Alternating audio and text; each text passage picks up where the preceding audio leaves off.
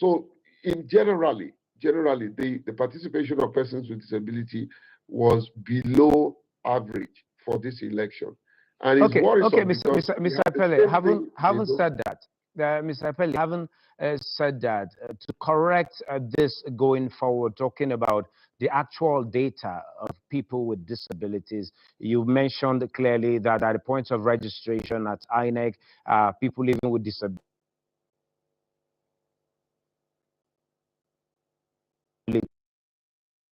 did not disclose their status for INEC to adequately capture those numbers. Be a low turnout, though there was a general low turnout from the responses we're getting from analysts. Going forward, what are you planning to do in terms of better enlightenment, not just from the political parties, not just from INEC, but from your own organization? You have your organization, you have some other organizations of people living with disabilities. Are you planning to actually reach out to ensure that we have better voter education for people in that particular demographic? Yes, thank you, because you think like I do. I don't like to talk about problems without solution. I've started thinking about solution. The issue of gathering data for disability, to be honest with you, is not actually INEC's problem. It is all of us in civil society, whether you are working in this space or not. It is our job.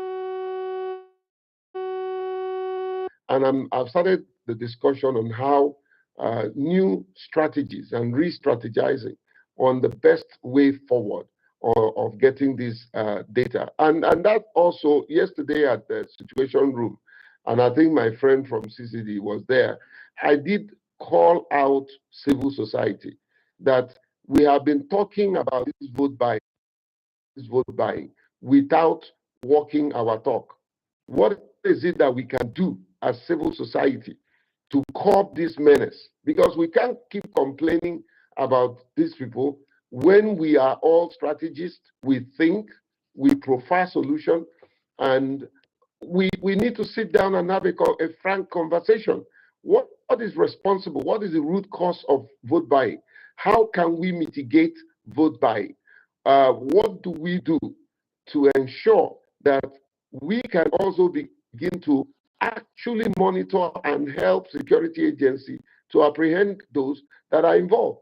So it's everybody's business, including participation of disability. I think the very important point I want to make in terms of participation of persons with disability and the citizens in general is that we need to invest in voter education. We need to invest in confidence building. We need to invest in regenerating trust. These trusts that have been eroded. Are we going to fold our hands, and think that God will come down from heaven to fix the trust deficit? No, we have to think through and find a way of engaging the citizens to rebuild this trust. I also am part of the blame too myself, because I'm beginning to see we need to also begin to tone down the rhetorics. As much as we want to make our points and all that, we cannot talk down the system, because the more we do that, the more we instill this lack of confidence in people. Again, I want to also say that we cannot force the people to trust the system, because trust is not something that is taken, it's given. We must ensure that the people will earn our trust. Trust is not given, it's earned. So we must ensure that the people will gain our trust, including us, the civil society, how we conduct ourselves, how we try to bend our support sometimes, how we try to exhibit our personal interest over and above the general interest. The civil society is the voice of the people. They are the hope of this democracy. And every one of us must not give up. We must not give up on the system. I had the privilege of working for the EU system, and there was a time that they were concerned about their investment in democracy and governance. And I raised one question that changed their opinion. I said, what will happen if you don't invest if you didn't invest what you're investing in governance? It probably would have been worse, and so that instilled confidence in them to continue. So we need to find a way, a strategic and foolproof way of engagement in voter education, engaging the electorate, because it's a mind thing. Their mind, the poverty mentality, moves them to a point of taking. There's there's a phrase that I can't speak Yoruba that I've learned in Ondo. They say, "Oh, take the money and go and cook a pot of soup." Can you imagine that poverty mentality? So we have a job to do. Let me say this, my brother Adams, that the media needs to be applauded. The stations like yours and several needs to be applauded, because you guys have done a yeoman job by transmitting what is happening on ground to people that were not there. And I did raise the alarm, warning politicians that no journalist must be harassed, no camera must be seized, allow them to do their job, because they are the one that is sending the signals to our homes, to our ears about what is happening. And you also have a role in this exercise, in this advocacy, to correct some of these anomalies that we are all complaining about. The problem, the change we all need to see. We are not just the agent of that change, but the agency of that change. Mr. Ekpele, well said, and talking about the role of the civil society as the hope of society, as a hope of the public, as a hope of this process. I'm talking about the necessary investment from the civil society, not just about the investment of political parties. I want to take on Arms-Free Ajanaku of the CDD West Africa. Your partners with JEC in this investment in the electoral process. From the issues raised, though I agree with Mr. Ekpele that there is need to tone down these rhetorics, talking about the consistent talk about vote buying, though it is the reality that we are seeing.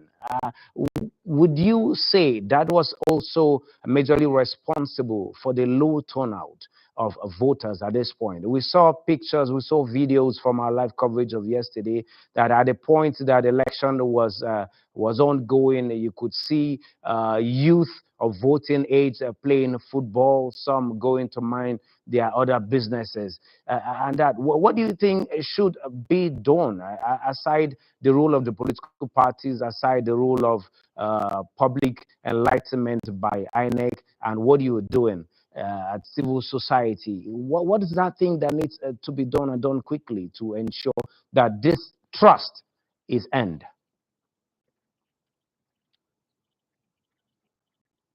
I think this is a very important question, and this question is also a reminder of our role as frontline actors, advocates, promoters of democracy, that both voter apathy and then the transactionary realities, using the votes of the people, is something that we urgently need to address. So when it comes to the role of civil society, the very first is that we are, or the knowledge hub in the democratic process.